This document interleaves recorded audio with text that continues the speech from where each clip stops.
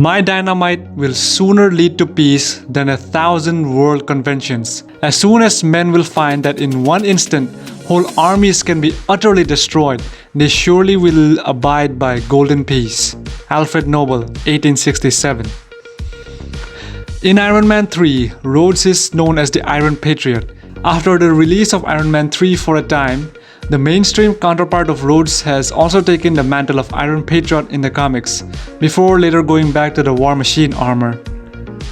Over recorded history, technological advances in the art of war have occurred at an accelerating pace. In the 10th century, Norse swords forged from steel, brought over long cavern routes from Asian foundries, seemed magical as an advancement over the usual iron weapons of the day. In the American Civil War, the first automatic weapon, the Gatling gun, was so devastating that Gatling himself, its inventor, thought simply having it would be so terrible as to cause war to cease. And in the 20th century, the atomic weapons brandished by the superpowers of the day created a stalemate where neither side was willing to set them off. Technological advances making the battlefields ever more deadly, and has been so moving forward for as long as records exist. Rules and even laws have been developed for when and how and against whom these evolving weapons can be used under the general category of rules of engagement. Following the defeat of Whiplash, War Machine's Mark I armor was upgraded by Tony Stark before he went out to hunt down members of the Ten Rings. Once the Ultron offensive had been finally concluded, War Machine officially joined the Avengers roster, acting as a liaison between them and the American government. In the aftermath of the Avengers' disastrous mission, which had taken place in Lagos, Nigeria, where the Avengers fought against Crossbones, which had ended as Crossbones set off a bomb causing the deaths of citizens, when Scarlet Witch had redirected the explosion into a building filled with innocent people. Following this, Rhodes and the Avengers were called into a meeting to discuss this incident. The events in Sokovia and Lagos caused the international community to demand greater accountability and oversight for the Avengers due to the collateral damage resulting in civilian deaths and heavy financial costs during the operations. Thaddeus Ross, now serving as US Secretary of State, approached Captain America to present him with the Sokovia Accords, explaining that there is a disagreement between whether the Avengers should be considered heroes or vigilantes. He considered them dangerous, viewing them as a group of US-based superhumans conducting global operations unilaterally without any government oversight, and explained that the unlimited power with which they have operated could no longer be tolerated by the international community.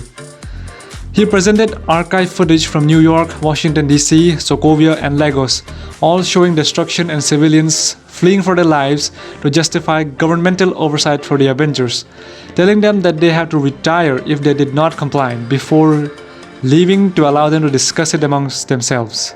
Sitting with the Avengers, Rhodes listened while Thaddeus Ross had explained that following the high civilian death tolls connected to the Avengers' mission in New York City and Sokovia while they fight against Loki and Ultron, it had been decided that they needed to be put under a lot closer checks. Ross had then presented Rhodes with their recently created Sokovia Accords, which Ross explained meant that the United Nations would have control over the Avengers. Vision made the point that following Tony Stark announcing that he was Iron Man, the number of enhanced individuals and world-threatening events had skyrocketed, claiming that Avengers' presence would always invite challenge and conflict. However, Steve Rogers instead claimed that the Accords shifted the blame and they should all take responsibility and continue the fight. Rhodes disagreed, calling Rogers' points arrogant, and also noted that the decision was not being made by the World Security Council or Hydra. Although Rogers insisted that the United Nations was run by people with agendas which could change, which could put innocent people in danger if they had ever decided that Avengers would not be allowed to go out on certain missions. While Stark and Rogers engaged in their own debate over the morals of the Accords, Rhodes had listened while Stark noted that when he learned that Stark Industries' weaponry was doing in the hands of the Ten Rings, he had to shut down the operation, to which Rogers had noted that Stark chose to do that, which the Accords would not have allowed. Having been returned to the new Avengers facility, Rhodes then noted how he had done 188 combat missions while in the Air Force because he had thought this was the right thing to do. Same as the Sokovia Accords, which he had still supported. Rhodes spent the better half of 2 years recovering from his injuries and adapting to the leg braces that enabled him to walk after the events of Civil War. During this time, Rhodes gradually became embittered towards the Sokovia Accords as well as Secretary of State Thaddeus Ross, despite having signed them himself over the damage done to the Avengers and the latter's bull-headed perception of Steve Rogers as a criminal. In 2024, Rhodes attended a ceremony at the Smithsonian Institution where Sam Wilson handed over Captain America's shield to the US government. James Rhodes is a patriotic and highly distinguished officer of the United States Air Force. As a military man, he is a firm believer in people being held responsible for their actions and a proper chain of command. This made signing the Sokovia Accords an easy decision for him, as it would make the Avengers accountable for their actions, reduce the collateral damage, and have an improved reputation. For the most part, Rhodes maintains a sense of professionalism and strives to do whatever he feels is the right thing for the American people. For a while, I had wondered why Kevin Feige had allowed this story arc to be introduced in the middle of the franchise's ongoing Infinity Stones arc. One of the first advocates of the Sokovia Accords was King T'Chaka of Wakanda. Why? When the Avengers had prevented Brock Rumlow and other Hydra operatives from stealing from that biological weapons lab in Nigeria, Scarlet Witch had used her telekinesis to divert the explosion from Rumlow's suicide bomb to another building that contained several Wakandan humanitarian workers. The problem with this scenario is that the 2018 movie Black Panther made it clear that Wakanda was an isolationist country around the time of Civil War that did not involve itself in the affairs of other countries, including those on the African continent. Black Panther managed to contradict certain plot points of Civil War, and no one realized this. More importantly, King T'Chaka no longer had a reason to be an advocate of the Sokovia Accords, and the mistakes kept on going. A major blooper regarding the Sokovia Accords had manifested in a 2018 movie Ant-Man and the Wasp. In this film, Ant-Man found himself near the end of his house arrest, which manifested from his involvement with Captain America in Civil War and his violation of the Sokovia Accords. After being rescued from the raft by Captain America, both Ant-Man and Clint Barton made a deal with the federal courts and settled for 2 years of house arrest for violating the Accords. Both Hank Pym and his daughter Hope Van Dyne became federal fugitives because Hank had failed to register the Ant-Man suit. This proved to be problematic in so many ways. 1. The Accords had not been ratified by the United Nations around the time of Scott's arrest due to the bombing in Vienna. 2. Hank had first created the Ant-Man suit back in the 1980s and had been unaware of Scott's use of the suit during the Avengers battle at the airport in Berlin. After being freed by Steve, Scott had shrunken the suit and mailed it to his daughter Casey while declaring that it had been destroyed. If the suit was officially considered destroyed, why was Scott arrested anyway, without the crucial evidence or any prosecutor would need to convict him? Why were Hank and Hope declared as fugitives for failing to register a suit that officially no longer existed? Why did they become fugitives in the first place?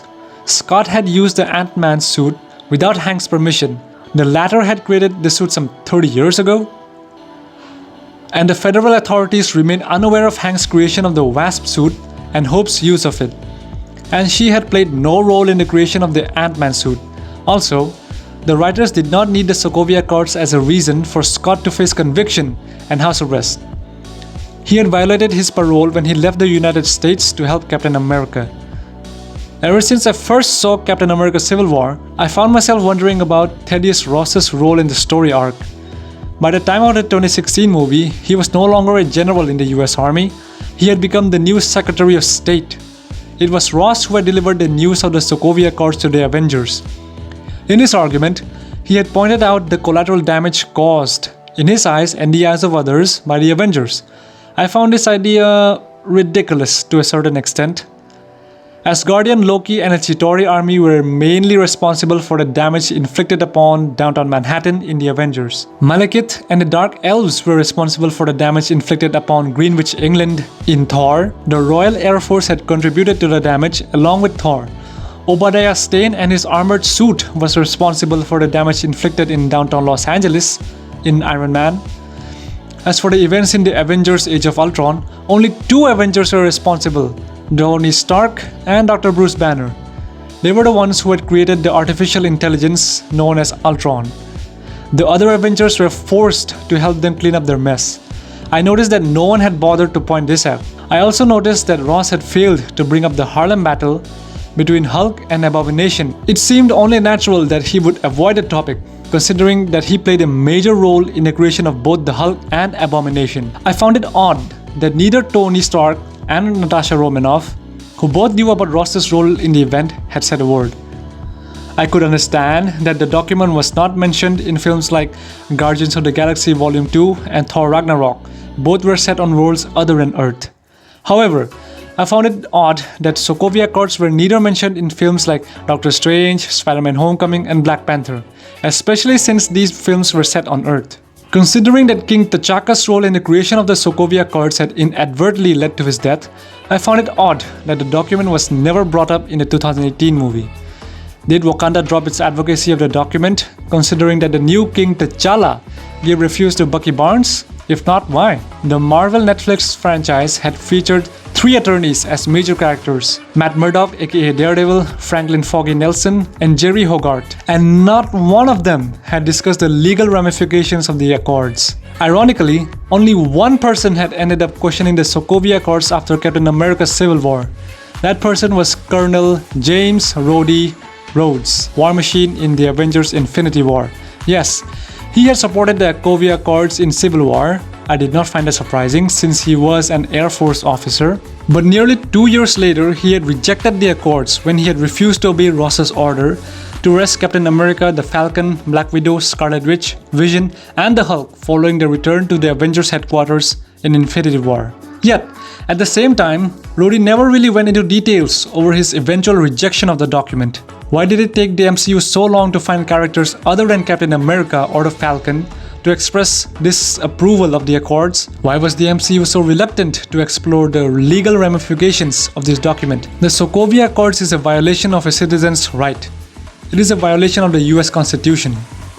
Any attorney, civil rights activist, or civil rights organization could have easily pointed this out in any of the other Phase 3 movies or MCU shows. There is another aspect of the Sokovia Accords that many do not seem aware of or willing to discuss.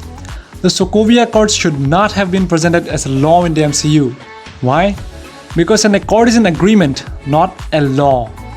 These enhanced beings who did not sign the accord should not have been held accountable for using their powers, unless the latter were used for the usual crimes: robbery, burglary, kidnapping, murder, etc. An act is a law.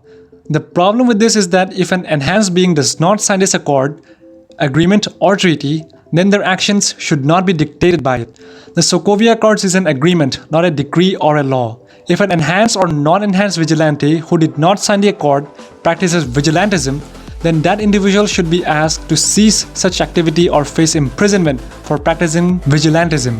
Which is why I find it odd that in Spider-Man Far From Home, Spider-Man aka Peter Parker was never pursued by the police for his vigilante activities. He had signed the Sokovia Accords and agreed to cooperate with law enforcement. Had he signed the Sokovia Accords and agreed to cooperate with law enforcement? If not, why is Spider-Man practicing vigilantism without law enforcement breathing down his back? Are the United Nations protocols that provide accountability for superpowered individuals finally a thing of the past, or are they just part of Captain America's own history at his museum? Of course, it's possible that the Sokovia Accords could have been re-evaluated and reskinned by the United Nations, but there's no solid indication yet that happened in the months between WandaVision and the Falcon and the Winter Soldier. If anything, the destabilization of the MCU's world after the billions of people killed by Thanos blipped back to life would require the Sokovia Accords to remain in effect. The Falcon and the Winter Soldier is immersed in the volatile geopolitics of the MCU, which is experiencing a rewriting of the world's old order as alliances are broken and new ones are being forged globally. But this upheaval could also mean that Sokovia Accords have indeed been tossed out and are as much a part of history as Steve Rogers' legendary service as Captain America. Ending this video with a quote from Pope Francis: "We have perfected our weapons, our conscience has fallen asleep, and we have sharpened our ideas to justify ourselves. Violence and war lead only to death." Thank you for watching. Follow me on Instagram. My name is I'll see you in the next video. Bye.